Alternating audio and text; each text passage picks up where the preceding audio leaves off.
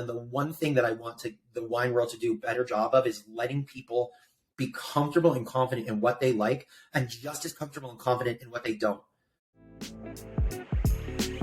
You're listening to the Vint Podcast, bringing you expert interviews, alternative market insights, and exclusive access to the world of wine and spirits investing. Enjoy the show.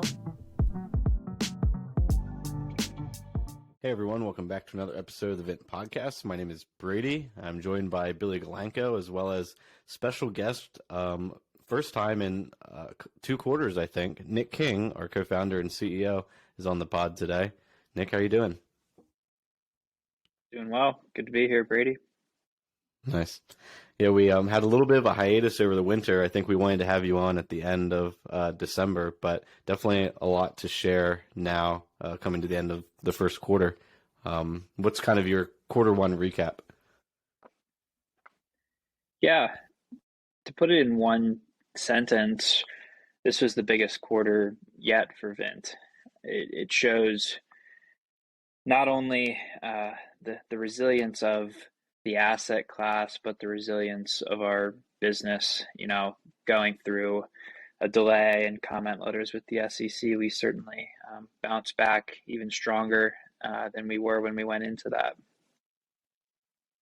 Yeah, I think that's something that we kind of like vaguely touched on with our listeners, but yeah, like we over the gap you may have noticed in our collections, basically we were going back and forth with the SEC and trying to figure out some minutia in terms of language and some updates they wanted, and you know how slow that can work with government bureaucracy over especially the holiday period. So good times. And to give a little bit of context for investors, Vint operates under something called Regulation A+ of the Jobs Act.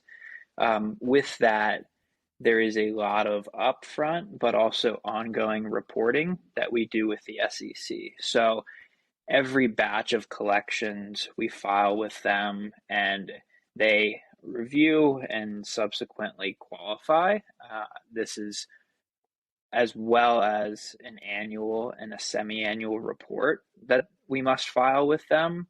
So that's one of the things that we do to make the asset class accessible and transparent. All of this is publicly available, but with that, there are risks, and I think this was a great learning experience for us in terms of limiting any changes outside of new assets, and then also offering new products as a way for investors to diversify. Yeah, and not every listener on the podcast will have experienced kind of those delays in our collections, but since we started launching offerings again in about the middle of this past quarter, we have had really kind of successive offerings, one after another, sometimes multiple, 3+ a week. That offering cadence is a lot faster than what we typically see on the platform, especially what folks will see going forward. How are you thinking about the cadence of collections on the platform and the variety of assets and how often those assets come? Definitely. So I'd say we've averaged anywhere from 4 to 7 collections a month, and those vary in terms of sizes. In March, we launched 10 collections, which was the most we've done, which is very exciting, especially with the many successes there. You look at the Karizawa Cask collection, which I know you all have mentioned on the podcast a number of times, by far our biggest collection at $315,000, and it is 96% sold out as of when we're recording this. I think that's a great example of us, growing as a company, offering bigger collections as well as really unique collections, as that was sourced directly from the distillery. So on a go-forward basis, I expect in terms of diversification, we're going to continue to offer diversified assets. We're going to continue to offer collections, small, medium, large, as there are pros and cons to each. We don't like when investors are unable to get into a collection because it sells out in 15 seconds. That's why we'll increase the sizes of the collections. But I expect a cadence that may not be as fast as it was in March, as there was a lot of pent up demand. However, faster than the low water mark of 4 collections a month. Yeah, on that note too, along with the pent up demand that we saw for our offerings that everybody's aware of, we also kind of rolled out another type of offering as well. Do you want to kind of touch on that? We don't think we've talked about it on the podcast before, actually. Definitely, yeah. I think this would be a great time to talk about that in more detail, as we've been really successful with it. So I just mentioned that the Vint platform and the Vint collections that everybody here is used to operates under Regulation A, which allows non-accredited investors to access this asset class as well as accredited. Right next to Regulation A is Reg D, which is exclusive to accredited investors. Why that is the case is that basically the ongoing and upfront reporting is far lower than Reg A. You don't have 200 pages on the SEC website, you just have a Form D, which is a few pages. So the SEC limits that to accredited investors, and there's no qualification like there is in Reg A or ongoing filing. So we basically, we were handed lemons, which was in the form of a collection Reg A delay. So we made lemonade with those and rolled out a rare whiskey one offering, which was a diversified offering across Japanese whiskey, Scotch, bourbon, and it was really, really successful. Where we saw the success of it was the fact that investors could cut one check and get instant diversification across whiskey, which is for someone who is investing. So the minimum investment is $10,000, and we had 6-figure investments in it as well. They may not be suited to invest every single week, multiple times a week, and they may just want to write that single check and get diversification. So I think that has been the big draw for our investors, is the efficiency of it and the quote unquote instant diversification. So we had a target of $500,000 in this offering, and we actually oversubscribed it in a little over 2 months. So it's something that it's one of those silver linings where there's always going to be challenges with a startup, and really what defines you is what do you do with those challenges. And for us, we rolled out a second product really quickly, and now it's something that we're looking to expand into, and we have a diversified offering now across both wine and spirits that we've already seen pretty strong uptake as well. Yeah, and I think, having two kind of like dynamic products, right, that serve these two cohorts of investors, both accredited and non-accredited investors in different ways, is not only helpful for, our business and, getting through some of these down times, or like you say, making lemonade out of lemons, but also provides the right kind of access for every investor, right? Not just access for every investor, but kind of tailored structures that really speak to the needs of, accredited versus non-accredited investors. And yeah, I think that it'll be a huge product for us going forward. Yeah, definitely. Sorry, I didn't want to cut you off, but I was also going to say, just for everybody's edification too, from like the wine and the sourcing team side, working with Adam, we're basically employing the same logic to, acquiring assets for both types of funds. So it's not that one fund is getting anything really different than the other one. If anything, us purchasing more wine and spirits is actually getting us better access to everything. So I think the Kurosawa casks are a good example. We've been buying whiskey overall. People noticed, reached out to us, and we were able to get casks that we could offer Reg A. That kind of came about from us buying more whiskey for both Reg A and the regulation. I can't remember what is it, Reg D? 501c. Yep. Okay. Yeah, the products certainly are complementary. We've seen investors participate in both. So they're certainly not mutually exclusive, and actually think they really complement each other well. Speaking of complementing, actually, this has nothing to do with complementing, but I do want to kind of hop to this because I'm kind of curious. In the current state of things, you're talking about accredited investors, makes me kind of go to the venture capital side of things. What have you heard from our investors? Well, first, we didn't have any money in SVB, did we? So you were never scared about that? No. So for everybody listening, you may have seen that Silicon Valley Bank collapsed. They're a big bank for startups, as well as the wine industry. And in terms of Vint's exposure, we had no exposure, and actually all of our funds are fully FDIC insured at the company level across the bank sweep program that our provider offers. So we didn't send out any communication about that, but did hear from some investors asking if we had exposure. We do not. But needless to say, that was a pretty crazy period. I can remember, the day where SVB, may collapse, may not. We were in Napa shooting our informational video, which we'll be sharing publicly pretty shortly. It's a great video. Check it out. But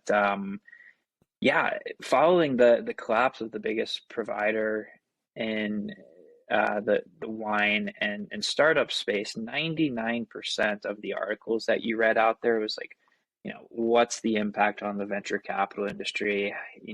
Are startups going to die because of this? One really big sector was completely overlooked, which is the wine industry. You saw a few small pieces there, like from the SF Chronicle and some more niche publications. However, what people don't realize is that SVB is one of the biggest providers of capital to the wine industry. And if you think about the business of making wine, access to capital is incredibly important because it is a really asset heavy business. You also have to age your inventory for 2 years. All around, it's really challenging, and without access to capital, gets that much more challenging. So I know SVB works with about 400 wineries, and largely focused in California and Oregon.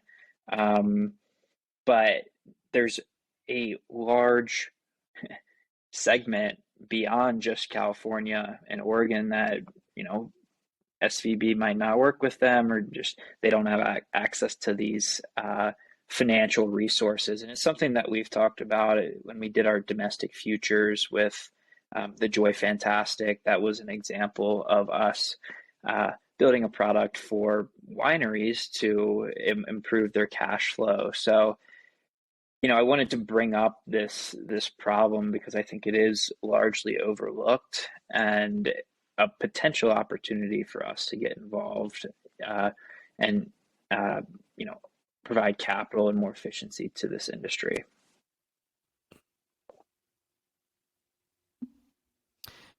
Yeah, I mean, I heard people talking a ton about, is this the end of the startup industry? Is this, kind of like doomsday sort of talk? And it sounds like everything's going to be smoothed over and people are going to be made relatively whole. But yeah, unclear to me, I guess, in what I've read, as you kind of mentioned, how the wine industry will be impacted in terms of like delays in that funding, even for their existing folks. So I think that they still have all of the same accounts, but it's just really bizarre. Yeah, and I wouldn't say that it's just not true that like the depositors are losing their money, but a second order effect of this is that there's just going to be credit tightening across the wine and spirits space. So where you may have been able to get a line of credit to help smooth some of the cash flow cyclicality, especially around harvest and bottling, which are huge expenses for wineries. You might not be able to get that, or the rates are going to be a lot higher. So it's less so the impact of this bank collapse, because they were acquired, and still are operational, but there may be far less credit and capital out there for the industry, but we could play a part in increasing the amount of that.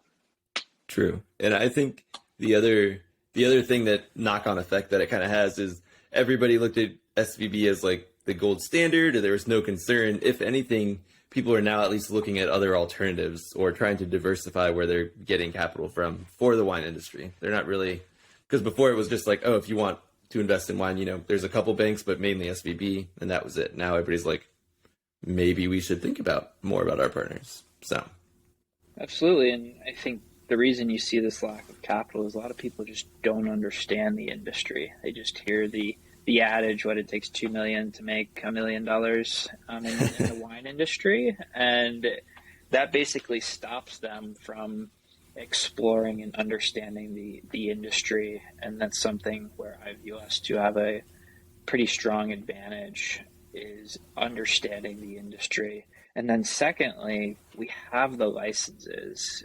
We have the federal TTB licenses, the DC licenses, and are in the process of getting our California licenses, where we can exit wines if we need to from a lending perspective.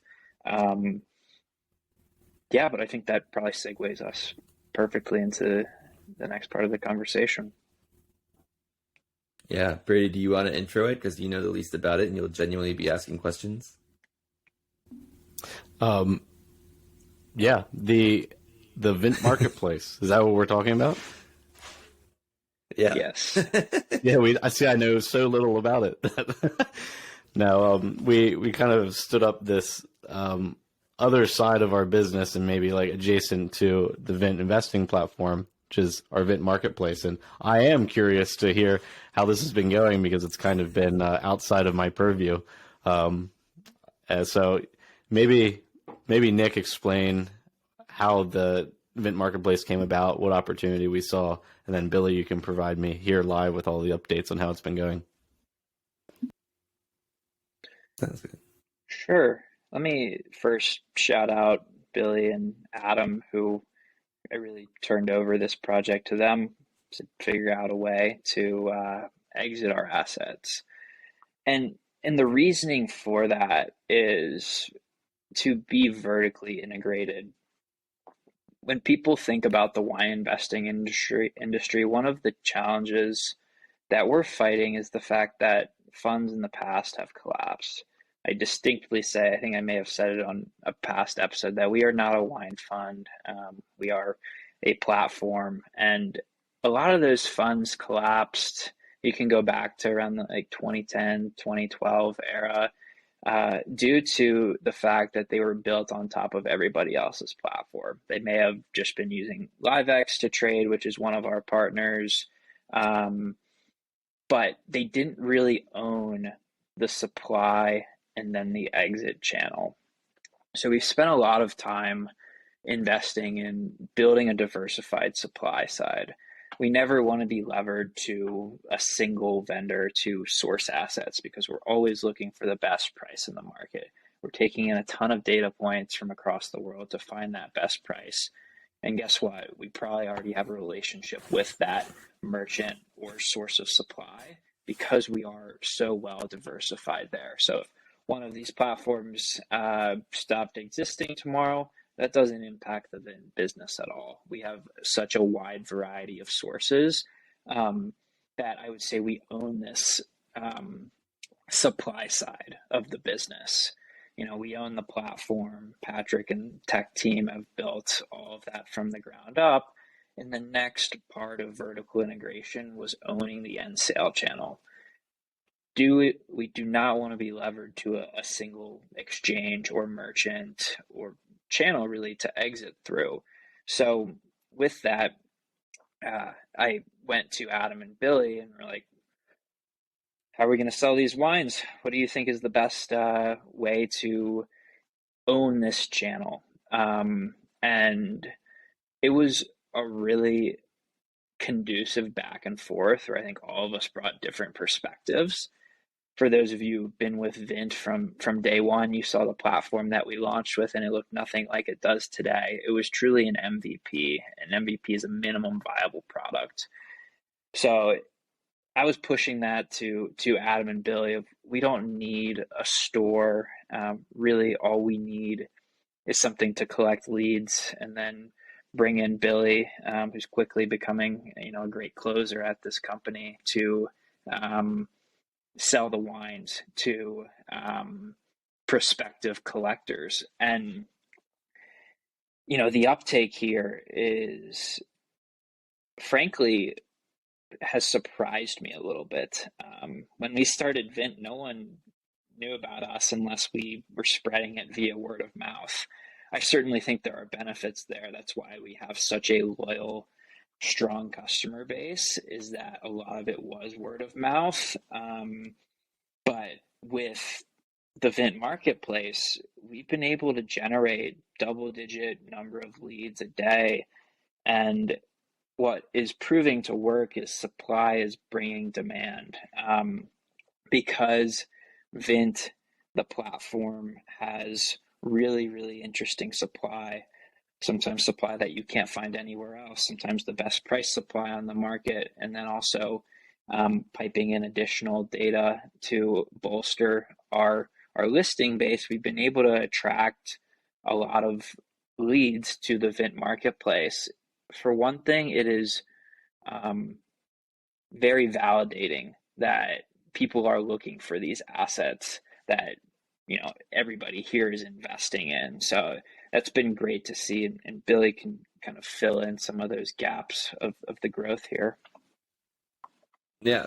I think, well, on two, first note will be one, when Nick was mentioning we're looking for ways to exit, we have almost as many ways to exit our assets as we do supply side. So we've been leveraging a bunch of different avenues that way. So this was kind of the last frontier and really owning it. And yeah, as some of you may have, actually listeners of this podcast, we've been doing research and trying to figure out what everybody's looking for, what the pain points are in kind of the wine buying process. So step one, like Nick said, was basically, do you have what we want and do you have it at a good price? So we were able to offer basically both of those things, along with a kind of really curated experience. It's kind of a back and forth with me and Adam.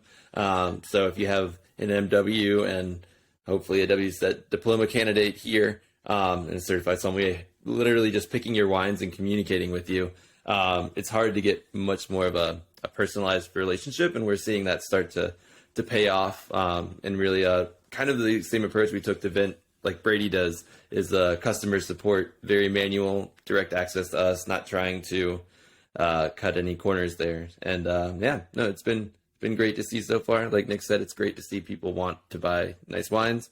I wish I could afford the amount or the price of the wines that it turns out people are buying regularly. I didn't know that, but I guess I knew that, but never was first exposed. So it's been cool. But Brady, what questions do you have for us on it? Yeah, I echo Nick's kind of sentiment of just being surprised at the uptake.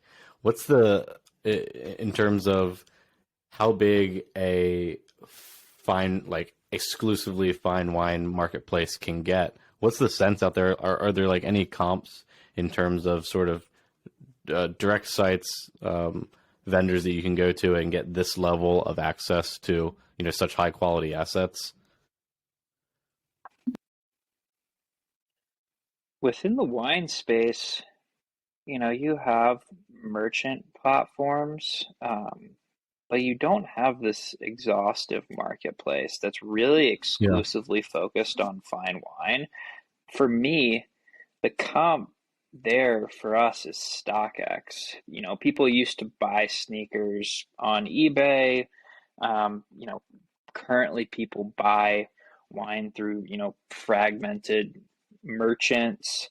what StockX did for sneakers was they centralized this marketplace and they added services on top. They managed the authentication, and that was really their big value add, along with a few other services. So if I'm thinking about what the Vint marketplace can be, it certainly can be the StockX for fine wine and spirits. Yeah, because we are listing the spirits as well. They're not quite up there yet, but they're listed for places to find them. Yeah, and this thing, one of the biggest No. Sorry. Go ahead. One of the biggest differentiators is this is exclusively fine wine, and rare spirits. We are not playing in, say, the premium or middle market of this good. So when people are looking for it, they know that, these are highly allocated wines. They know that they're being professionally stored, and then we're also offering very efficient shipping, which we heard is a pain point. Really adding credibility to the Vint marketplace already, even though it's been up for about a week. And I think the most telling point there is Billy has sold 2 cases of wine already. Yep. Go ahead, Brady.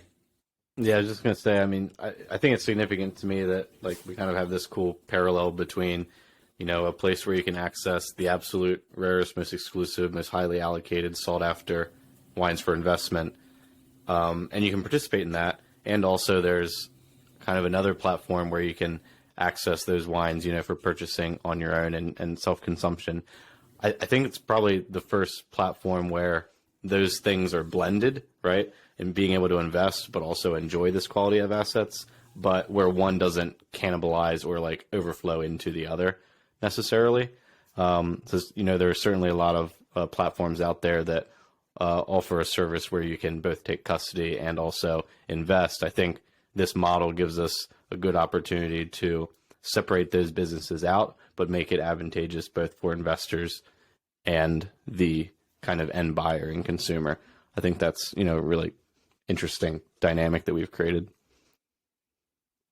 Yeah, and I will note on the website too, but I think I try to emphasize that the infrastructure that is necessary to be an SEC qualified, have SEC qualified offerings, to be working with the SEC and be like our inventory is third party audited. We have GIPS compliance, like all of those things just lead into offering a better platform as well to sell wine.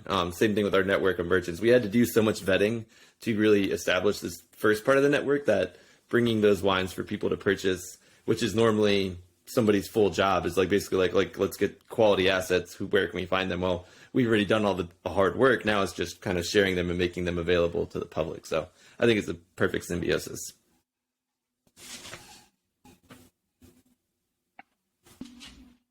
Cool. Yeah. Thanks.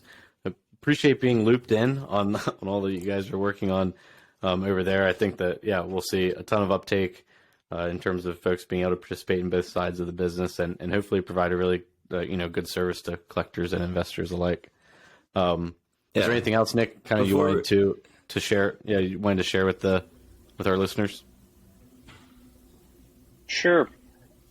One thing that I think will be good to leave the Vint community with was, I listened to a really interesting podcast recently. It was on LVMH, on the Acquired Pod, and they went into this discussion about luxury versus ultra premium, and it really stuck with me. And I shared with the team some of my thoughts about it. How there's a lot of concerns about inflation, recessions, and what is the impact of that on this asset class? And LVMH, they participate in some ultra premium and also some luxury. And they really draw the distinction there between luxury. A lot of it can be attributed to brand and not necessarily quality improving per se, or utility improving. The example they use is Ferrari versus Lexus. Ferrari is a luxury, and Lexus is an ultra premium. And looking at the wines that we're participating in, a lot of it falls into this luxury category. And LVMH has so much data, and what they emphasize is that the luxury market does not see a slowdown when there's a recession or in inflationary environments. It continues to remain strong as, these people who are signing up for the Vint marketplace and those who consume the DRCs, the Macallan 50-year-olds, they're not feeling this as much, and they're going to continue their luxury purchasing habits, which is really affirming for our business. And what we say a lot is, the lack of correlation to traditional financial markets and the fact that this asset class appreciates with the wealth of the 1% is really appealing in terms of diversifying your portfolio. And the final quote that I'll leave people with was a quote from Steve Jobs, who was talking to Bernard Arnault, who runs LVMH. And Bernard asked him, do you think this iPhone thing is going to be used in 30 years? And he said, I don't know about that, but I know people are going to still be drinking Dom. Nice. Yeah. Well, I won't let that be your last quote, though, even though I love that quote. I wanted to know, before you left, you've been on your own personal wine journey since you started Vint, and learning about wine. Have you tasted, or what was the most interesting thing or bottle or two that you've had since we last had you on? Yeah, last 3 months, 6 months. Now we'll make it 3 months because you had your wedding. That doesn't count. Yeah. Yeah. Went to South Africa for my honeymoon and had a bottle of Pinotage in a wine cellar where we were staying. And that was the most interesting wine plus experience, which I think go hand in hand. Okay. What was one at home, though? I want to know a little bit more. Everybody loves their honeymoon wines. Okay.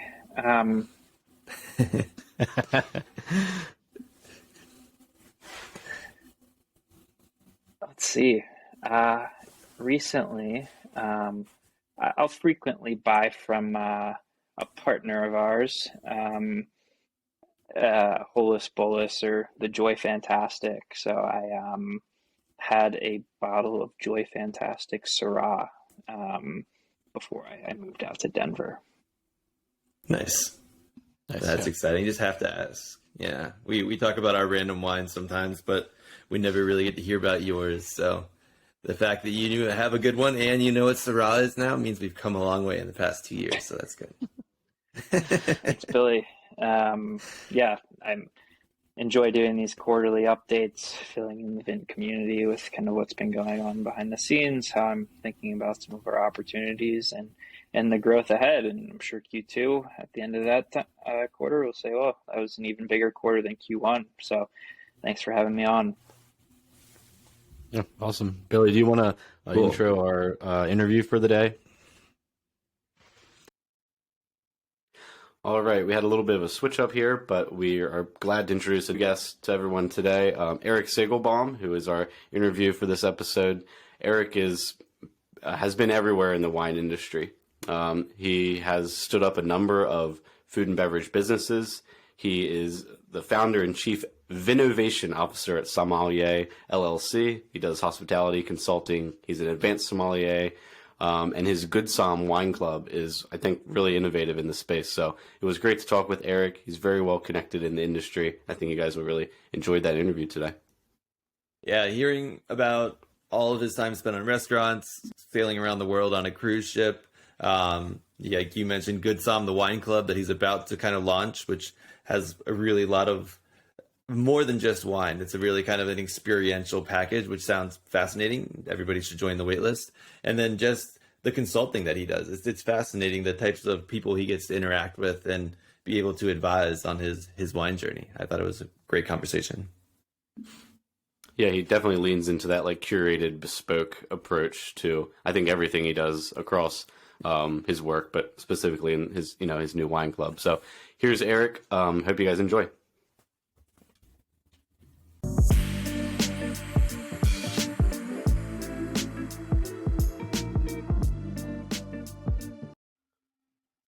Hey Erik, thanks so much for joining us today.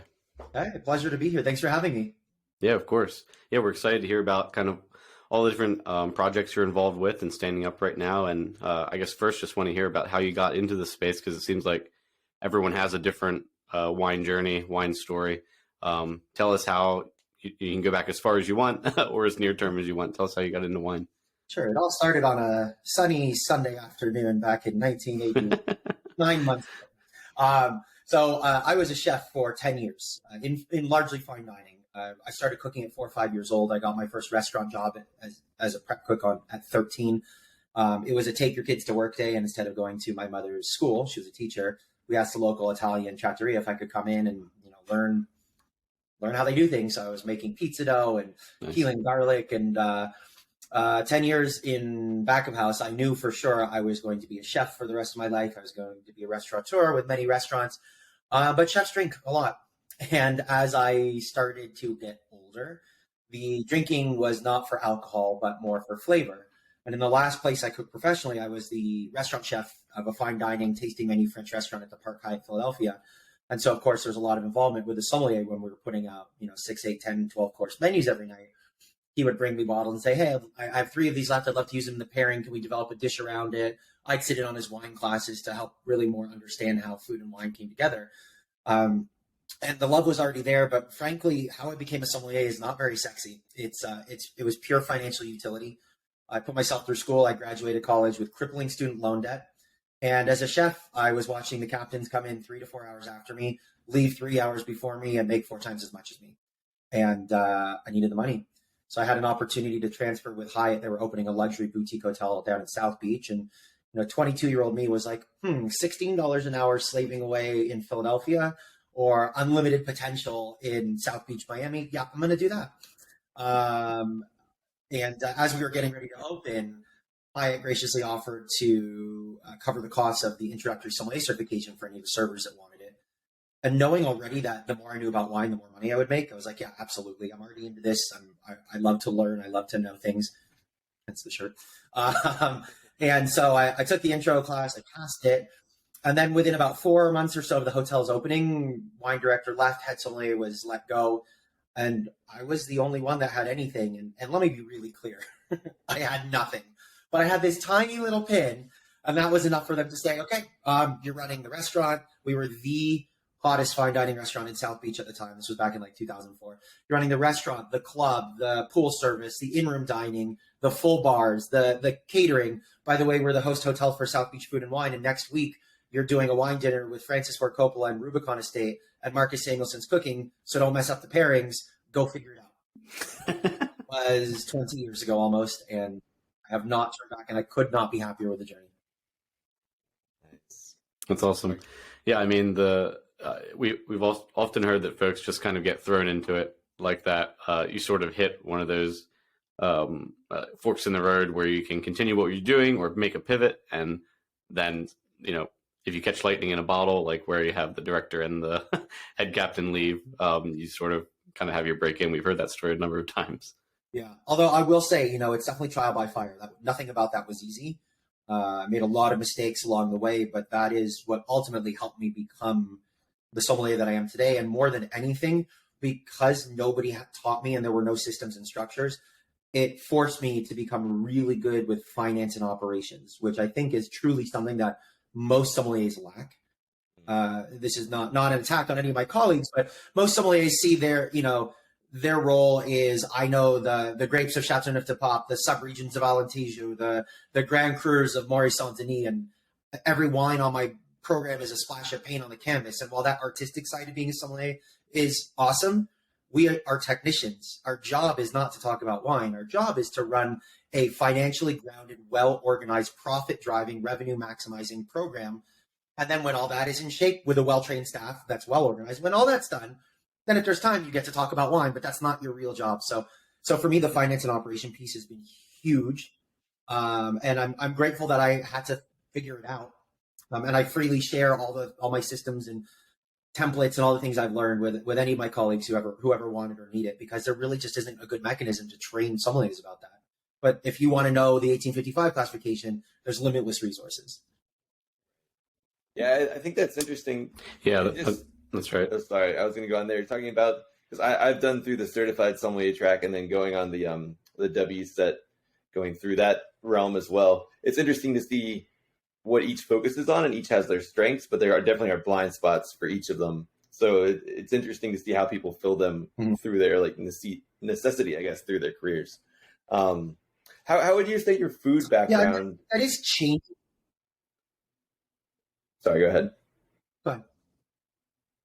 I was going to say that is changing now, but it's changing slowly, and still in both WSET and Quartermaster Sommeliers tracks, there is more stuff about like you have a wine for this much, you're going to run it by the glass. How much do you charge? What's your break-even point? They're doing more of that, but still, I mean, absent a full like beverage financial literacy course, there's really no way to learn it unless you have a good mentor.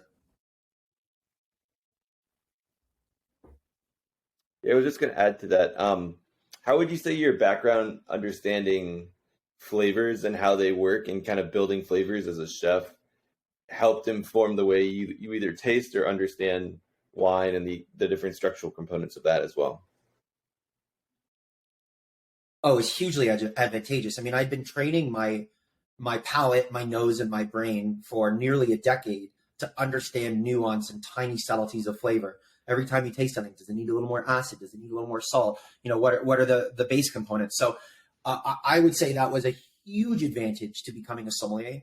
Not only that, but I also had a massive library of flavors from which to reference when I was blind tasting. Because for some wines, my perennial example is, to me, the difference between Chablis and Vouvray, structurally identical in terms of acidity and body and all that. Most of the flavors are the same, the citrus notes, the non-fruit notes. The only thing that takes me from one to the other, if it's like red delicious apple flesh that's fairly ripe, that's Vouvray from the Loire Valley, that's Chenin Blanc from the Loire. And if it's sort of unripe Granny Smith apple skin, I'm like, oh, there we are, we're in Chablis now. But so like having the nuance of different flavors was really, really helpful. Some tasting notes can feel very affected, but I actually remember there was a little bit of a fight with an ex-girlfriend. So I was tasting a wine and she said, tell me what you taste. And I'm like, well, this is like roasted Mission fig, ripe Morello cherry, candied damson plum. And she said, I don't know what any of those things are. Explain this in terms that I would understand. I was like, no, just go taste more things. I can't tell you what it is in terms of something you're familiar with. I'm telling you what it is in terms of something I'm familiar with. That's how the fight started, by the way. But yeah, so the palate that I had the opportunity to develop in the kitchen absolutely helped make it a lot more easy to become a sommelier. But I think one of the things that is important to know is that nobody is inherently good at tasting. I hear consumers say all the time, like, oh, I could never do that. Like you must be a super taster. You've got this special gift. I'm like, no, it's training. Michael Jordan didn't exit the womb and bucket a 3-point shot. That was training. Now, granted, some people might have a little bit more inherent athletic ability, but what we do as sommeliers is just repetition and study. It's not anything special, and everybody can do it. It just takes practice.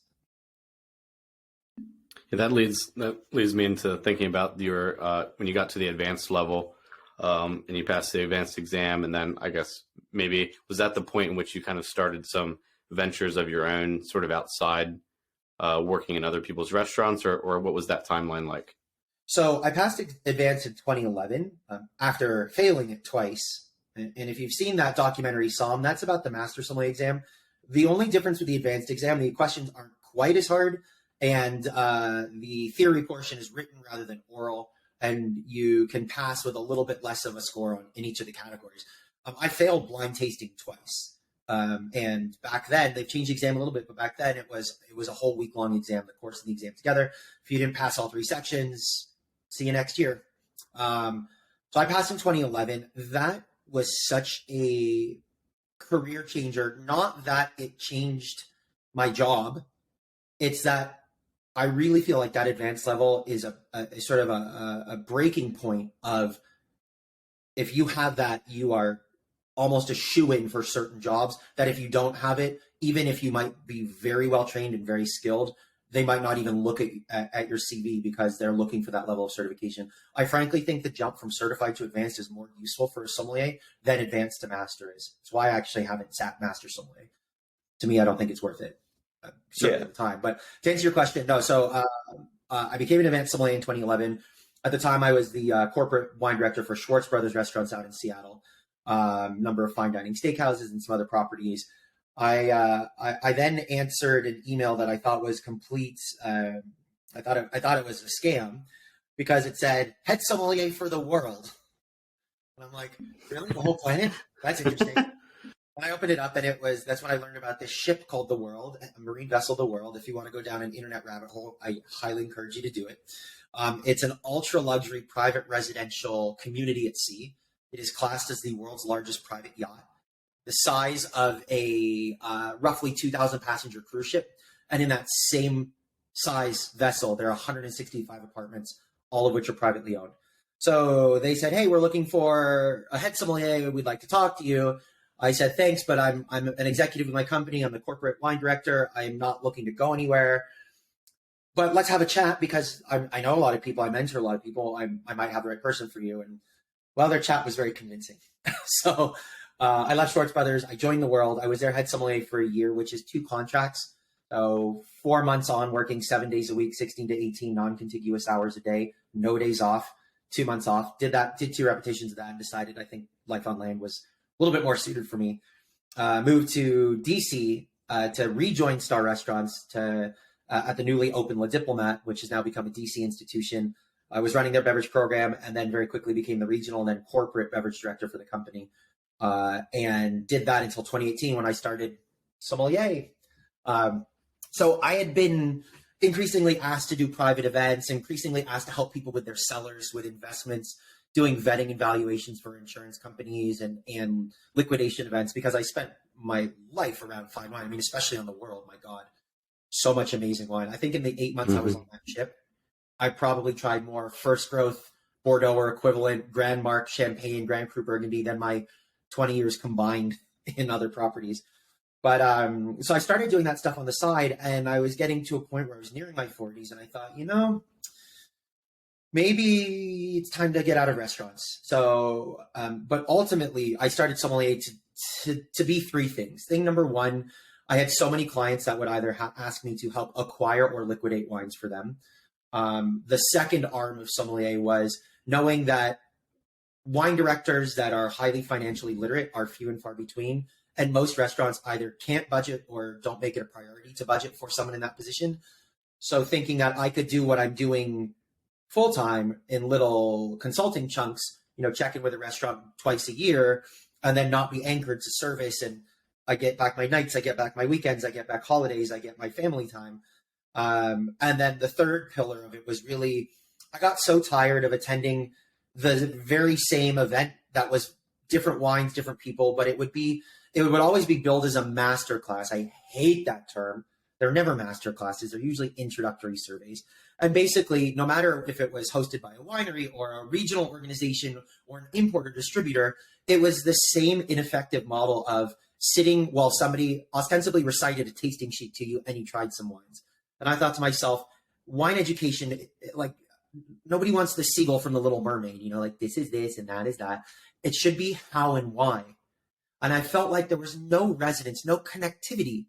So I'm like, okay, you've got a room full of buyers and you're talking about Chianti Classico, but you haven't talked about how they can make money in their wine programs with it, how they can train their staff about it, how they can politely inform consumers that no, Chianti is not a grape, it's the grape of Sangiovese, and what are the differences and why would you want to explore a tasting of 3 different Chiantis? So for me, I was like, I love education. I don't think it will come as a surprise that I like talking. And I really wanted to help make wine more accessible and approachable on all 3 levels, consumer, press, and trade. And that has become the lion's share of what I do with SOMLYAY. I'm Smithsonian's wine educator. I have been for over 3 years now. So I do a monthly digital class and tasting for 300 to 500 people a month. I do all sorts of hosting. I speak at Aspen Food and Wine and all sorts of consumer events. I write for Wine Spectator, Food and Wine Magazine, Wine Enthusiast, Somm Journal, Tasting Panel, and a whole bunch more. And ironically, what I don't do is the thing I thought I'd be doing the most of, which is the helping restaurants run their beverage programs as a consultant. I frankly cut that out completely. So. Yeah. And you talked about previously that you've kind of been involved in some of the investment space, in insuring wines, helping people maybe liquidate legacy cellars or family cellars, build cellars for both private consumption and also long-term investment. Obviously, we're in the investment space, and we don't work a lot or converse with folks a lot who have private cellars, because that's just, often not the category or tier of wines that, we're bringing into our firm. But you want to talk about a little bit how you've explored the investment space and maybe some of the conversations that you've had with folks around that and kind of what the perception is in the category. Sure. Absolutely. Well, it's highly misunderstood. You obviously know I'm not trying to explain to you, but to answer your question, I think people look at indices of wine performance and they think, oh, okay, wine is a stable, guaranteeing thing. It will always appreciate. Blue chip Bordeaux's and Napa wines, and I'm just gonna go heavy in them, and then in 5 years I'm gonna have a 200% ROI and I'm gonna liquidate. And the reality is that's just not the case. I actually was on a panel at last year's Aspen Food and Wine about exactly this, about how to invest in wine, what are the pitfalls, the trappings, what are things you should know. My biggest piece of advice to anyone, any consumer, any private individual, and what you do is a little different. Any private individual that's investing in wine, whether it's for themselves, whether it's a legacy seller, I tell them, if your investment strategy is anything other than I would be happy drinking anything in this cellar, i.e., I might not make a penny on it, and I might drink the cost of it. If that's your mental strategy, you're good. If you have to get a certain ROI in a certain amount of time, wine is not the way to go, because it cycles and waves. I mean, think about Clos Rougeard, right? You couldn't give that away 15 years ago, and now pick which finger you want to donate to the importer to be able to maybe get a bottle of something that used to be $18 a bottle and is now $350 a bottle. And that only happened in 10, 15 years, right? But just because wines randomly perform like that doesn't mean there's a magic theory. There's a magic way to know which wines will. And moreover, the blue chip wines, every time somebody's like, oh yeah, I want DRC. I'm like, okay, tell me why, because DRC is already top of market. So if you think that this wine is going to appreciate in 20 years, like it has performed in the last 20 years, I don't think we're going to be seeing $100,000 bottles of Latache. I just don't. But if you buy it for $4,000, and is it reasonable that it might be worth 5 or 6 in a decade or two? Maybe. So if you're cool with that ROI. So I think just for people, that's one thing. The other thing that God, I want to skywrite this. The value of the wine does not mean that is its liquid value when you choose to sell it. I can't tell you how many people that have been like, I have $1 million cellar, get me $1 million short. I'm like, no, I can't do that, because yes, those magnums of 2000 Le Pen are worth 10 to 15,000 a piece, but you need to find a buyer that is willing to pay the full market value or the full hammer price of that. So yes, just because it's worth that doesn't mean you can sell it. And I think that's something that a lot of people don't understand in the wine investment space, that the value, you'll never receive dollar for dollar value on your cellar unless it's a very long, slow, parceled out liquidation activity. And auction is, if you want 30 cents on the dollar, go to auction. And there's some in-betweens. So ultimately, it started just people asking me here and there, can I acquire, can I help them sell? And after I had, 50 names in the virtual Rolodex, it's like, maybe I should, make this a more specific thing. So I call it Cellerators. And now I have, hundreds of buyers and sellers but it's one of those, like, somebody comes to me and says they're looking to acquire, or they're looking to liquidate, or they're looking to value. And I'll be like, okay, let's see what we can do with your seller. But every seller is different. And even if it's all blue chips, it doesn't mean you're going to be able to sell them for what you think. Yes. Yeah. I think that's good. That's good info for private individuals for sure. Like I said, we kind of we're at this cross section, right, between the financialization of the product as like an asset, and sort of this collector space as well. And so we kind of have wine enthusiasts coming to us saying, teach me about sort of the inefficiencies in the market and the financial side. and I need to learn about that. And then we have people who really understand the financial case, but know nothing about the wines. And so we're at a really unique intersection there, I think, probably solving a lot of the problems that you mentioned. So it's really interesting to hear you talk about them. Yeah. Billy, did you have something? Yeah, sorry, I think I might be on a bit of a delay here. But yeah, so I was just going to say that it is kind of what you described, the liquidity situation of the best wines in the world, are kind of how we built our models in the first place. Is like we put together these collections, people can invest in their shares, and we slowly disperse them over time. Whereas I think a lot of folks are trying to join maybe other certain styles of investment companies where it's kind of billed more as this is an investment, and then you can also sell them if you want, but you're investing in singular bottles. Whereas that, as opposed to like maybe just owning a storage locker and having somebody like you help them actually like craft a cellar that they would enjoy drinking, as well as, you know, view it as a financial asset. I think the two ways to go, if you want to do purely financial, go with somebody like us, or like somebody like you that can actually help you craft something that you would enjoy, as well as potentially make money from. Yeah, 100%. I mean, look, wine performs, if you look at market indices, like I'm not a stock market expert, but if you look at indices, wine performs so much better than virtually everything else with stability. You know, like think about any, like, let's take it out of wine, but think about something that would give you 10% ROI year after year. That's pretty good in terms of a stock investment. That would even be considered probably an aggressive investment, you know, with depending on, you know, the risk levels and risk tolerance. And like wine can certainly do that. And typically the ROIs on wines are great, but unless someone has a resource like yourselves or people like me that can help sort of private collector to private collector, because it's a very inefficient marketplace. I think that's the biggest problem with what you do. I see it as like invest in a fund. You're the fund managers. You make the moves that make the fund perform, and then they can check out whenever they want, right? Versus what I do is you're investing in the physical asset. The physical product is your ownership, not a piece of a fund, but an actual tangible thing. And then when it's time to sell, there's an immensely inefficient marketplace to bring buyers and sellers together at the right prices. And then you also have to worry about counterfeit and provenance and storage conditions. I had a client who had a 6-pack of DRC Romani Conti that he decided he was going to take out of its sealed crate against my recommendation because he had just built this brand new cellar and it was gorgeous and he wanted to put it in. And so he put it out and he put it on his show rack and he slid it shut and all 6 labels got ripped right down the steps. Oh my gosh. I was like, congratulations. That just cost you $50,000 because there's no way we can sell those bottles for value now. Yeah. Yeah. So which is what led me to do another thing. I really do everything. I do cellar design, not the physical architecture, but I've opened over 30 hotels and restaurants in my career, and architects and designers build beautiful spaces that are largely not functional with the specificities of what you need for long-term protected wine storage. So I work with designers and builders all over the world.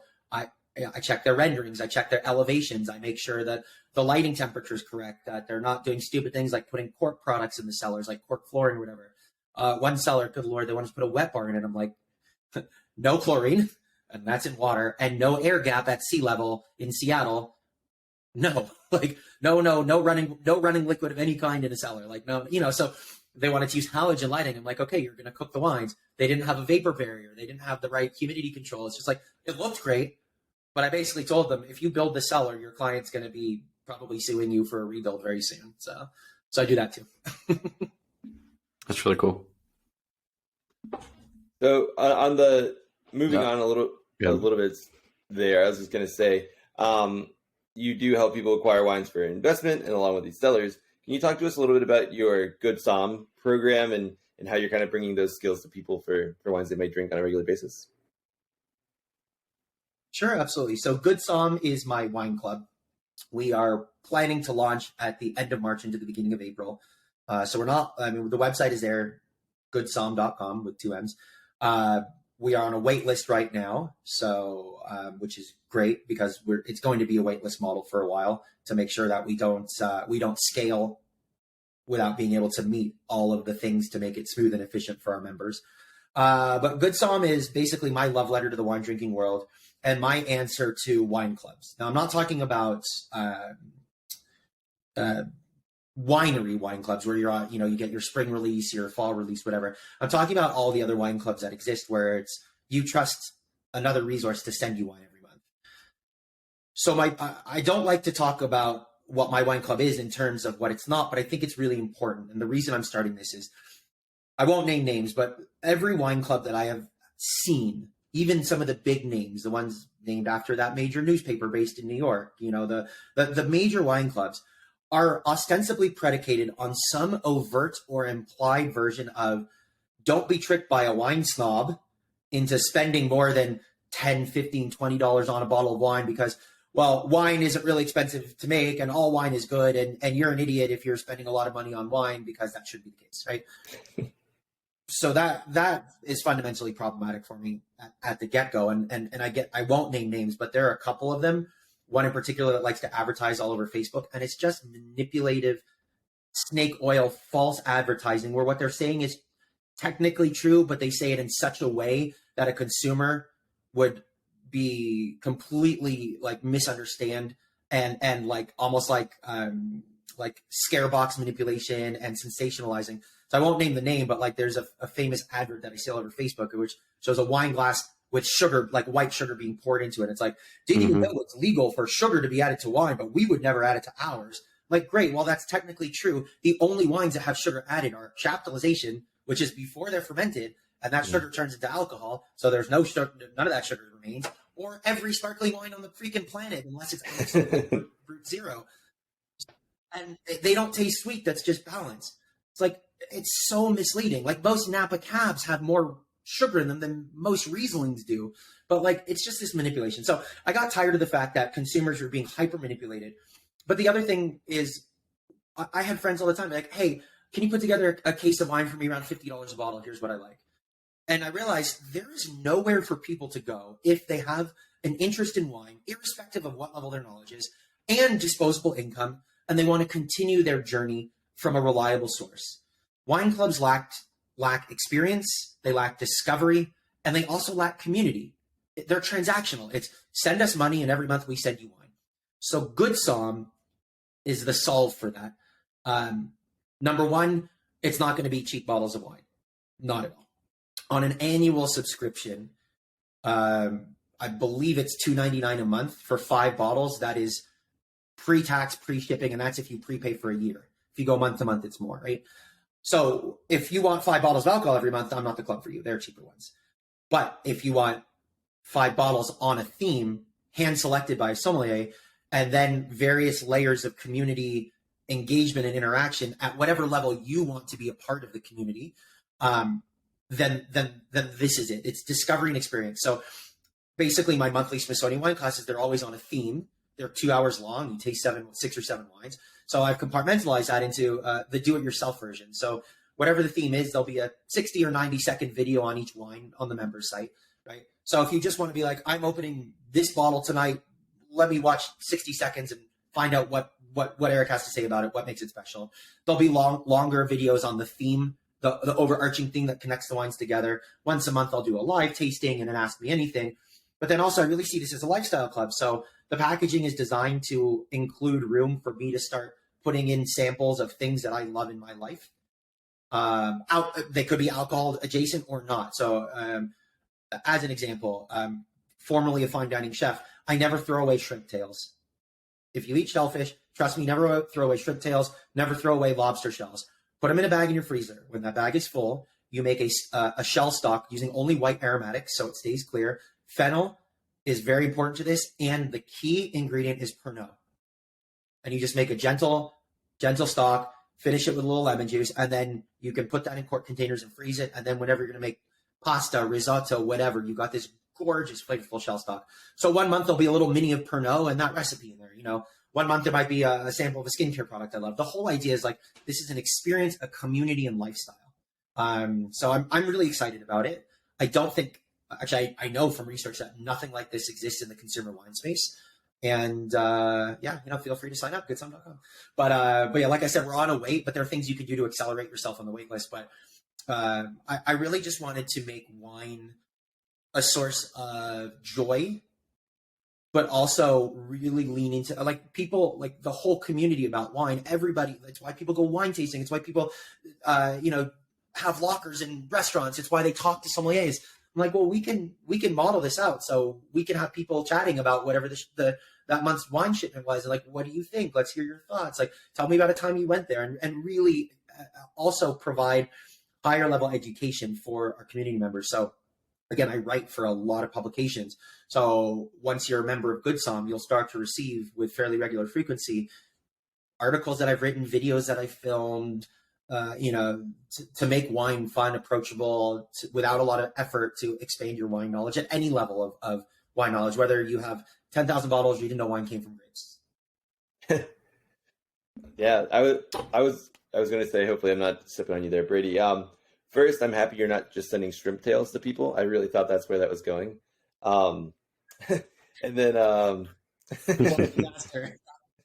and then, yeah.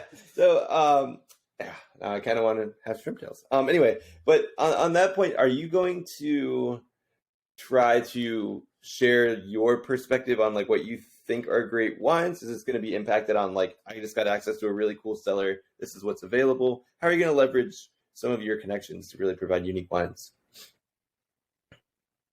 Sure. So Good Som is sourced by me, versus, so there won't be seller collections. I want everybody to get the same wine. So It's not like, hey, here's what's available for purchase. Let us know what you want us to ship. You can choose 5 bottles.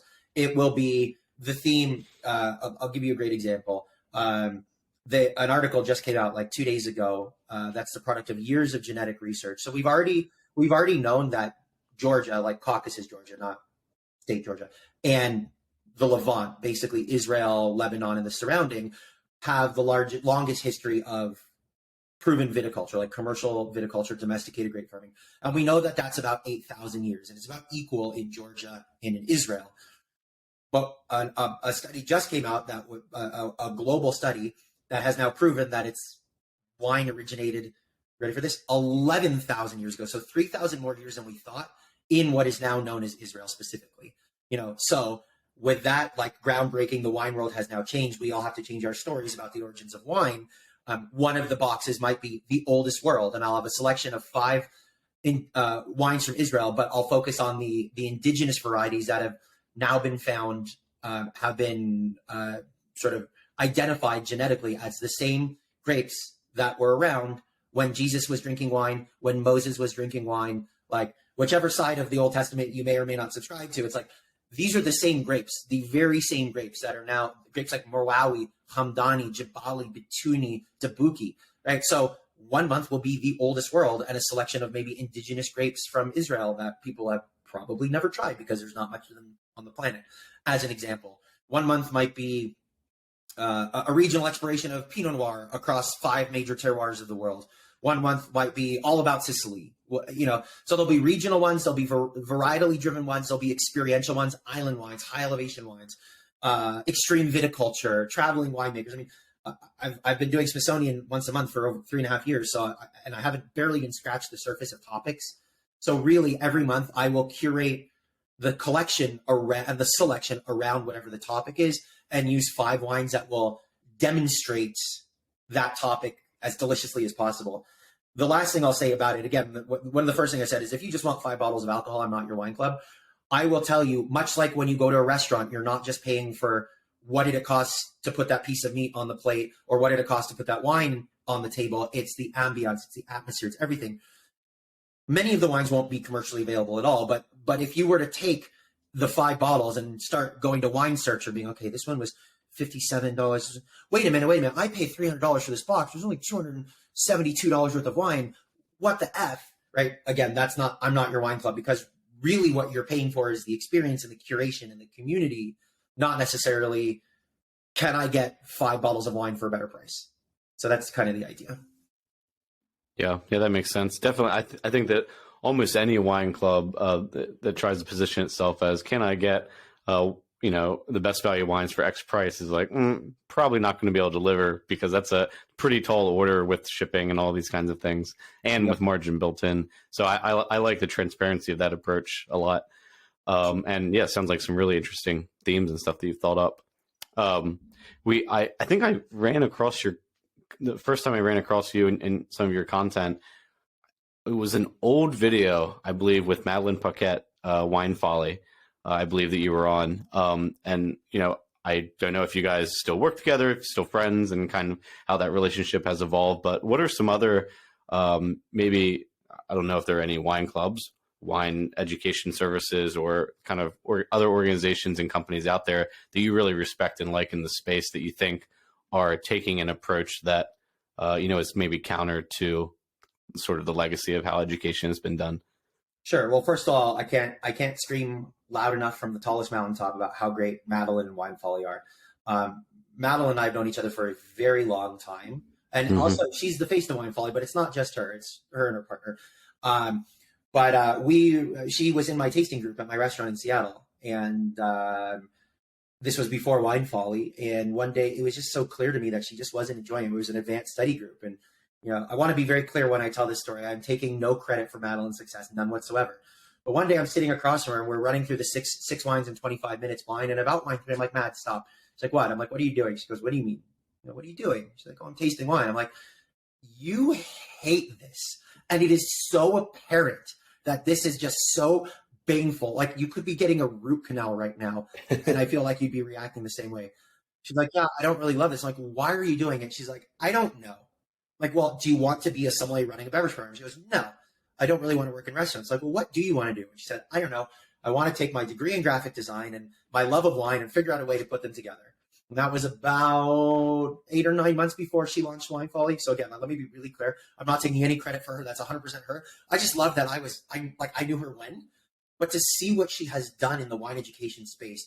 I mean, infographic books and maps. I mean, I use her maps in all of my wine programming, her digital maps, because they're frankly the best out there. She won a James Beard Award for the Magnum edition, I believe. Like in terms of changing the way people interact with, think about, and engage with wine and wine education, she is absolutely at the top. I really like what VinePair does as well with their articles, because they're not just knowledge-based. They really make you think. And for the most part, they explore sort of the ideology around a topic, not just the factuality around the topic. There are a lot of people that have become comfortable in the social media space, helping make other people comfortable. For instance, the French wine tutor. And I think, I don't know if you're familiar with her or follow her, but it's sometimes just, here's how you pronounce 6 varieties or appellations or something, and that was just born out of her French background and passion for French wine and Americans' inability to pronounce things. I will say though, with social media, you got to be really careful, because I think there's a hard divide between people who are legitimate educators that want to educate and people who are, I hate the term influencer, but let me pose in something revealing and I'm getting paid because of that. And that's going to draw people to the site, but I'm not really doing anything other than perhaps like putting a tasting note in my comments. And I'm not disparaging that. That's, but I don't consider that to be wine education. I consider that to be wine exposure. I don't mean that as a pun, right? You're exposing people to wines, but you're not educating. What I love about things like Wine Folly and whatnot, wine education. And with my social media, with my Instagram is, nope, can't point there. And Good Som is launching in very shortly my first foray into TikTok. And also Good Som Instagram, even on LinkedIn and Facebook and all that. When I post something, I don't look at social media as a brag board of look at the experiences I'm having and look what I'm drinking. I really try to be like, if you're going to stop your doom scroll for at least 3 seconds to pay attention to my content, I want it to benefit you in some way. So virtually everything I post is, if somebody's going to watch, read, or listen to this, is it going to benefit them in the wine space? I'm not 100% with that, but that's the ethos behind it. Yeah, nice. Yeah, that's great. And for those listening, just on the podcast and on YouTube, SOMLYAY, Erik's kind of orienting brand is SOMLYAY, and of course we'll put this stuff in the show notes so you can look at that. But I wanted to call that out because we do have folks who aren't watching on YouTube. Yeah, I will chime in there. Don't go to the Instagram sommelier though, because it's a guy named Christopher Sommelier who has tattoos. It's the Instagram is Erik 4 Wine with the number 4. Yeah, ERIK, the number 4, and then wine. And frankly, if you can't spell wine, we're not going to be friends. But yeah, yeah, and even like, I mean, I think my energy is sort of revealing, but sommelier. The name was born out of a frustration with people pronouncing it. You're one of them Samarniers, huh? And Oh no. me that I want wine to be fun, the yay part of wine, like yay wine. So that's like my personality in a name. And yeah, I tried to get sommelier on Insta, but alas, it's a quite a popular last name in Australia, I guess. So Erik for Wine won. I keep thinking about making the switch to the sommelier, but I just don't know if it's worth it.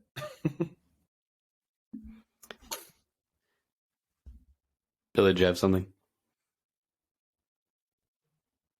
No, I was giving you your space there. Yeah, I'm on that little delay. Okay. No, go ahead. That's okay. So it sounds like the percentages of your time are really shifting towards kind of these two main businesses of yours. And are you basically totally removed from, you said you're not consulting on beverage programs and such. Do you see yourself circling back to like hospitality as we typically think about it in the wine and beverage space, or do you see these two brands growing into that space at all, or kind of staying farther away from it? So it's funny you should ask that, because are you opening a restaurant? Not personally. Yes and no. So not personally. I think after 30 years in the restaurant industry, you could not pay me to open a restaurant, especially now. However, it was just announced fairly recently. Fairmont is building luxury residences and resort in downtown Phoenix. Chef Alex Strada, Iron Chef Italian, multiple James Beard Awards, multiple Michelin stars. He's doing culinary. I am doing the beverage program for that property. So we haven't even broken ground. So that'll be 2025. Awesome. But yeah, so I am still doing beverage program consulting on that kind of a scale. And you might even find me in service in the restaurants at the property for the first few weeks or so, and an occasional drop in wine dinner here. But my days in restaurants directly are definitely done. However, the right client, Fairmont certainly being one of them, it can definitely bring me back, because I love building beverage programs. I love opening properties, and it's not an easy thing to do. But once you do it, you kind of get addicted to it, and you want, despite that they are immensely stressful, incredibly time consuming, and exhausting. The rush, I kind of equate it to if you ski or snowboard, when you see people skidding up the mountain and like they're hiking up, and I know the air is thin and the snow is deep, and I'm like, ugh, it's such a miserable grind. But then you get to the top and you look down and you drop in that chute into knee-deep powder, and it's like, oh, it was all worth it. For me, that's the same idea with restaurant and hotel openings. So I do still do that infrequently. I just redesigned the beverage program for a country club in the DC area. So I do that infrequently. The lion's share of my focus is with all the activities of Sommelier that we've mentioned. I also co-own another company called SWIG Partners, Strategic Wholesale Import Growth Partners. And we help alcoholic beverage brands find importers or distributors in all 50 states, because the American distribution, three-tier distribution system is enormously complicated. And even the people that govern it don't understand. I was very active. I lived in DC during the wine tariffs just before COVID. I was very active. I spent about 3 weeks all day, every day in the halls of the congressional and senatorial offices talking to senators and congresspeople on both sides of the aisle about why the tariffs were so bad for American jobs and American economy, and even meeting with the U.S. trade representative, the USTR, the people who are responsible for our trade laws and tariffs. They didn't even understand the federally mandated three-tier system. It was insane to me. So if the people governing the system don't know it, can you imagine being a small winery in the south of France or in a remote spot in Portugal trying to get your wines into the American market, where every single state has its own alcohol laws on top of the three-tier system?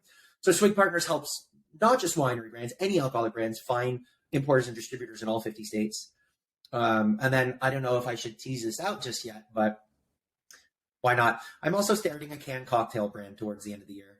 We're in development now of the first ones, because cocktails and cans, a format does not dictate quality, but every cocktail I've ever had in a can just isn't good. They're far too sweet, imbalanced, and there is I live in Sky Tubes. I mean, March 5th, March 6th. I'm getting on another plane tomorrow. That will be flight 28 since January 1st. Right? I live on planes. Do you know how I would kill for a Negroni in the air or an espresso martini every once in a while. I'll admit it, I love them, and they are making a comeback. So we're going to start with those, and then we'll venture out into some product extensions, maybe a spritz, a salted caramel espresso martini, a Negroni Sbagliato, or Mediterranean Negroni with saffron. I don't know, but we've decided that the canned cocktail space, there's a huge use case for it. RTDs are ready to drink, are important, and there's just really nothing good. So much like Good Som, we're probably one of the more expensive people in that market, but it's one of those, it's well worth it kind of situations. So Brady, that was a long way of answering your question and saying, I do absolutely everything except really work day to day in restaurants right now. But if it involves wine and the alcoholic beverage industry, I've got a finger, a toe, or a torso in it. That's awesome. Yeah. Yeah. I mean, that definitely answers the question of, what other ventures are coming up. It sounds like you have a lot on your plate. We'll be sure to get all that from you so that we can, like I said, put that in the description so people can be on the lookout. But, is there anything else you want to share kind of about, the next year for you and your brands, or even just your outlook on the wine market as we head through 2023? Sure. Well, first of all, for everyone who's listening, thanks for making it this far. And by all means, please feel free to reach out to me in any way you'd like with anything you want. What you can't do is send me an email with a photo of a wine list in a restaurant. Be like, hey, I'm ordering my wine in 5 minutes. What should I order? I mean, you can do that, but my hourly rate is a lot. You probably don't want to do that. But I really love, like I said, the community piece of Good Som is so important to me. I love interacting with people. I love engaging with them. So by any way to reach me, as long as you spell my name correctly, you'll find me on Facebook, Instagram, LinkedIn, whatever. Tell me if I can ever help you in your wine space in any way, shape, or form. If you're aspiring sommelier or aspiring to work in the wine industry in any capacity whatsoever, please, by all means, let me be your resource. Everybody's achievements are their own. That being said, I would not be where I am in this industry, Food and Wine Magazine Sommelier of the Year and Wine Enthusiast 40 Under 40, and be able to have the success that I have and educator for Smithsonian without having had people mention me along the way in the early stages and help me find my path. So if anyone is listening and is in the wine business and wants to expand their presence or whatnot, by all means, reach out. In terms of my outlook on what's happening in wine, I think it's, wine is parabolic cycles, right? For a while it was bright, low acid, high acid, naturally made, low extract, low alcohol, low concentration wines. And then for the 80s and 90s and early part of 2000s, it was give me more oak, give me more extract, give me more concentration, give me more power, give me more intensity. And now we're back. I don't think we're quite at the bottom of that crucible yet, but now we're back into the brighter, lighter, less tannic. Wine is cyclical. So if you're a wine drinker, enjoy the cycles, but don't let the cycles press you to drink things that you don't want. I would say as a sommelier, my biggest frustration is when people feel that they're meant to like something or dislike something, and if they have a contrary opinion, that there's something wrong with them. And not to pick on natural wine, but that's the low-hanging fruit here, right? I believe that there's two things. There's wine made naturally, right? That is wine, because nature doesn't make wine. Nature makes vinegar. Humans make wine. So to say I'm going to put some grapes in a vessel and just see what happens and then put in a bottle without stabilizing, protecting it from bacteria, re-fermentation, yeast, all that, knowing that you as the consumer, every bottle you're going to buy is going to be an absolute crapshoot, and it could be good or it could be terrible, and there will be no consistency. I think that's irresponsible. So that's like dogmatically natural wine. Wine made naturally is we're still making wine, but as minimal intervention as possible, as little additives, as little sulfur, as little whatever is possible, we're still making wine, right? But the natural wine movement, and I'm really picking on hipster New York people with twirly old-timey mustaches and leather aprons, you know who you are, making consumers feel like there's something wrong with them if they don't like that skunky, mousy, cloudy, not very pleasant to drink wine, right? So don't let anybody convince you there's something wrong with you if you don't like something. If you don't like it, you just don't like it. Because you as an individual are the world's most formative expert in your own sense of taste. Nobody knows more what Billy likes than Billy. Nobody knows more what Brady likes than Brady. Not me, not a master sommelier, not a 100-point score, not any publication, not friends, not colleagues, not family, not children, not whomever. Your own preferences are your own. People apologize to me all the time. Oh, I don't know too much about wine, but I like this brand. And it's like, good for you. It doesn't matter if I like that brand or not. You like it. And who cares that you don't know much about wine? that is my job security, right? If everybody could do this, I won't have a job. So yeah, I'd say that the trend of the industry is continuing towards wines that are less intervention, made cleanly, properly, and lower alcohol and lower oak and lower tannic reds. But if you think for a minute, I'm trying to suggest that anyone should stop drinking Barolo or, Rioja Gran Reserva or Culti Napa Cabs. Not in the slightest. I just am suggesting as that trend continues, people should feel comfortable to embrace drinking the style of wine that they want for that moment.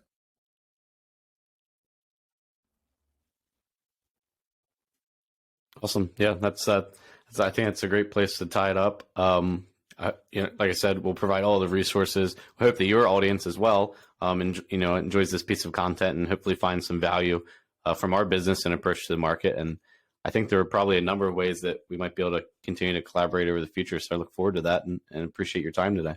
Awesome. Thank you both very much. It's been an absolute pleasure. And by all means, any of my audience that wants to get into the wine investment space in a more structured and formalized way, when we post this, the information will be there. Definitely reach out to this team because they'll guide you right.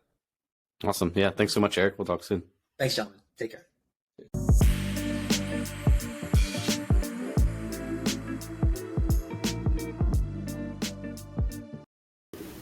All right. Well, that was our interview with Erik Segelbaum. I hope everybody enjoyed it and kind of fed off his enthusiasm. I know he's like a ball of energy. I know I was hyped up after we had that interview. But yeah, in the meantime now, go check out the Vint website. We have a couple open collections now. We should. Either way, find what's open, buy some shares, and then also check out the Vint Marketplace. Go to the website, vintmarketplace.com, put in your information, your name, the wine you're interested in, and we will get back to you with some recommendations and offers. So until next week, cheers.